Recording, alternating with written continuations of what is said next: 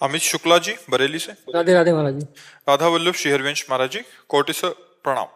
महाराज जी, आजकल लोग शारीरिक रोग से ज्यादा मानसिक रोगों से ग्रस्त हैं। अधिकतर लोग मानसिक तनाव, डिप्रेशन, ईर्ष्या, उसका भय, चिंता। प्रधान कारण है भ्रष्ट आचरण। खुली बात है, उसका प्रधान कारण है भ्रष्ट आचरण। अंदर ही अंदर जो भोगों का चिंतन करके गलत आचरण है। आप बुरा मत मानिएगा, आज जो समय चल रहा है, हम कई बार इस पर बोले हैं, ये जो गर्लफ्रेंड बॉयफ्रेंड चल रहा है ना, ये महाविष है, महाविष। पति के समर्थ होते हुए भी दूसरे पुरुष के साथ पत्नी जा रही, पत्नी सुंदर है, व्यवस्थित स्वभाव वाली है, और पुरुष दूसरी स्त्री से प्यार कर रहा है, वो दूसरी स्त्री के पास जा रहा है। अब ये सब क्या है? ये जो भ्रष्ट आचरण चल पड़े ना, boyfriend girlfriend live in relation, ऐसा सत्यानाश विचारों का कर रही है। समाज में जो गंदगी फैल रही ना, ऊपर से बड़े स्वच्छ दिखाई दे रहे, अंदर से बिल्कुल अपवित्र है, आचरणहीन है। नहीं ना, क्या अपने पति से प्यार करके, अपनी वासनाओं को शांत करके, क्या एक परिवार बढ़िया सुदृढ़ बांधकर नहीं चला जा सकता? कितना सुंदर गृहस्थी होगी, और उनसे जो संतान होगी वो सुशिक्षित, वो धर्मवान, राष्ट्रभक्त, कैसा सुंदर परिवार खिलेगा। ये जो नारकी गति घुस गई है ना, अब उसके लिए धन चाहिए, चाहे जितना धर्म करना पड़े। तो हमारे जो, हम इसीलिए एक शब्द में बोला, आचरण भ्रष्टता सब का कारण है। सब रोगों का, सब पतन का, डिप्रेशन का, सब का कारण आचरण भ्रष्टता है। और ये अंदर से आप देख लीजिए, आप लोगों में से कितने लोग आचरण पवित्र हैं। देखो, हम सब घर के बैठे हैं, हम दोषारोपण नहीं कर रहे, हम सम्मिलित होकर कह रहे, सब सम्मिलित होकर कह रहे। और जो जितना आचरण पवित्र है, उतने उसका हृदय शांत होगा, उतने विचारपरायण होगा, उतने निर्णायक, बहुत अच्छी बुद्धि होगी। और जितना भ्रष्ट होगा, उतने नास्तिकता, उत्साहहीनता, कुविचार, और सब ड्रामा, सब पाखंड है, सब नौटंकी नाटक है, इन विचारों का रूपण। क्योंकि पापवंत कर सहज स्वभाव, भजन मूर्ति भाव न काऊ, जो पे दुष्ट हृदय सोई होई, मोरे सन्मुख आओ की सोई। वो आकर भी विमुख रहेगा। आचरण संभालने की प्रभु जरूरत है। बहुत भ्रष्टाचार बढ़ रहा, अंदर ही अंदर खोखला किए दे रहा है हमारे नए बच्चों को, हमारी समाज को। अब हम कैसे बताएं? हम कई बार कह चुके हैं कि जिसको आज इस होटल का भोजन, आज इस होटल का भोजन, आज इस होटल का भोजन, वो कभी एक रसोई में घर की बनी हुई बराबर नहीं रह सकता। उसको चाट लग गई है कई होटलों के भोजनों की। ऐसे ही आज ये बॉयफ्रेंड ब्रेकअप, कल वो बॉयफ्रेंड ब्रेकअप, कल वो गर्लफ्रेंड ब्रेकअप, कल वो। तो ये क्या पति पत्नी आजीवन निर्वाह कर पाएंगे बच्चे? क्या इनका जीवन एक सीमा में बंध पाएगा? और सीमा में नहीं बंध पाएगा तो अब आप विचार करो, जब पुरुष देख रहा है कि मेरी पत्नी कार में बैठी दूसरे की और गले में लग के हंसते बात करते जा रहे, जब वो पत्नी देख रही कि मेरे सामने मेरा पति किसी और से, अब आप बताओ उस घर में क्या होगा और उनकी बुद्धियों में क्या होगा?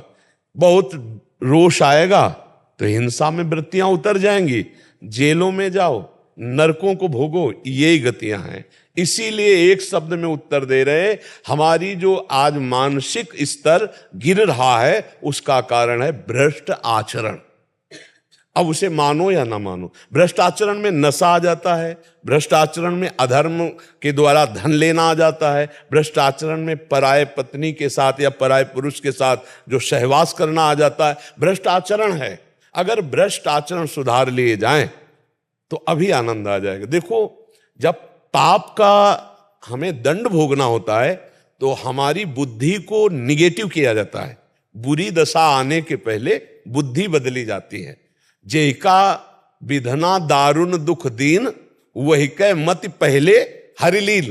तो बुद्धि का विपरीत होना, निगेटिव हो जाना, नकारात्मक सोचे होना, ओवर थिंकिंग इतनी बढ़ जाना, अब वो उसको डिप्रेशन में पहुंचा देती, क्योंकि पाप है।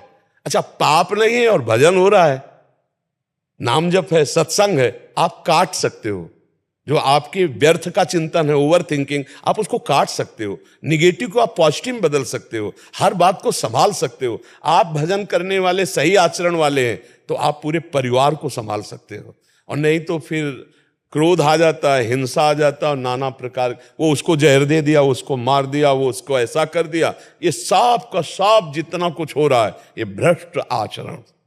इस शब्द को अगर सुधार लिया जाए, भ्रष्ट आचरण, तो आज हमारे मानसिकता में जो कमियां आ रही, जो शारीरिक कमियां आ रही हैं, जो समाज में कमी आ रही, ये सब दूरी हो जाए। बड़ी ईमानदारी वाली बात है कि हमें अपने आचरण सुधारने की बहुत जरूरत है।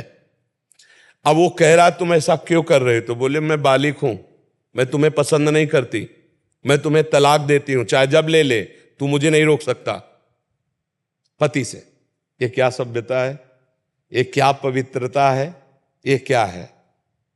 अच्छा, जो आदमी केवल तुम्हारे शरीर पोषण के लिए तुम्हारे पति से तुम्हें बैर करवा रहा है, वो तुम्हें देख रहा है कि तुम्हारी मानसिक स्थिति क्या है, तुम उसकी नहीं हुई, तो केवल प्रयोग करेगा आपका कभी जीवन साथी नहीं बन सकता। क्योंकि वो जीवन साथी था जिसने तुम्हें पाणिक ग्रहण किया, वो जीवन साथी नहीं है जो तुम्हारा उपभोग कर रहा है। वो समय आने पर तुम्हें ऐसे ही छोड़ेगा जैसे तुमने इसको छोड़ा है। फिर तुम्हारी हालत क्या होगी? विचार करो, जैसा तुम करोगे वैसा ही पलट कर तुम्हारे पास वही कर्म आ जाएगा। पक्का समझो, वही कर्म पलट कर आ जाएगा। एक बूढ़ी माई को जो बहू जो है ना, मिट्टी के खपरे पे भोजन देती थी, तो एक दिन खपरा ऐसे गिरा तो उसका लाला 10 वर्ष का था। उसने कहा मम्मी संभाल के गिरने न पावे। बोले क्यों? बोले जब दादी बूढ़ी है ना, इसमें खाती है ना, तो जब आप बूढ़ी होगी ना तो इसमें मुझे खवाना है आपको। जो तुम दे रहे हो ना वो पलट के किसी दिमाग में जाके जम जाएगा और वही कर्म का तुम्हें हिसाब मिलेगा। इसलिए मुझे लगता है गलत आचरण, पापाचरण, अधर्माचरण, इनको छोड़ा जाए तो हम सुखी हो सकते हैं। इसीलिए अध्यात्म है, इसीलिए हम कहते हैं नाम जप करो, सत्संग सुनो, तुम्हारा मंगल होगा। देखो, ये जो अध्यात्म है केवल आपके मंगल के लिए है, ये कोई व्यापार नहीं है। आपसे कुछ ले नहीं रहे, आपको अपने जीवन की कमाई दे रहे हैं अध्यात्म की। तो इतना तो आप बुद्धि रखते ही है कि निस्वार्थ भाव से यदि अध्यात्म की चर्चा आपको मिल रही और आप धारण कर लो तो आपका परम कल्याण हो जाएगा। पर आज का समय है कि बिना पैसा के जो चीज मिलती है उसकी कदर नहीं होती। नहीं, पर कदर हो तो फिर अभी जैसे लगा कि 51,000 रुपया एकांतिक में, फिर आप बड़ी सावधानी से सुनेंगे क्योंकि 51,000 दिया है, बड़ी मुश्किल से हमको सुनने को मिला है। अच्छा, फ्री जैसे अलग तो उसमें, पर वास्तविक जो कदर करने वाले वो यही जानते हैं कि अध्यात्म कभी बिकता ले और जो बिकता है वो कभी अध्यात्म होता ले। ये भी बात समझ लो, अध्यात्म कभी बिकता ले और जो बिकता है वो अध्यात्म होता ले। अध्यात्म कभी पैसे से नहीं बिकता, वो तो भगवत स्वरूप है। हाँ, वो तो, और इसे स्वीकार कर लो तो मंगल हो जाएगा। और आज हमारे बहुत से भाई बहन स्वीकार कर रहे हैं, बड़ा परिवर्तन हो रहा है। श्री जी ठाकुर जी की बड़ी कृपा है। अब आज जैसे होगा, शनिवार था, 70-80 हजार लोग होंगे और उनमें से मुश्किल से 10-15% होंगे वृद्ध, माताएं, बहनें, बुजुर्ग नहीं, सब जवान जितने थे सब राधा राधा राधा। बड़ा अच्छा लगता है कि जब नौजवान भाई, तब लगता है कि अगर ये पीढ़ी सुधर जाए तो सब सुधर जाए, क्योंकि यही हमारे देश के भविष्य है। जो आज नशा में डूब रहे हैं, बेविचार में डूब रहे हैं, गलत आचरणों में जा रहे हैं।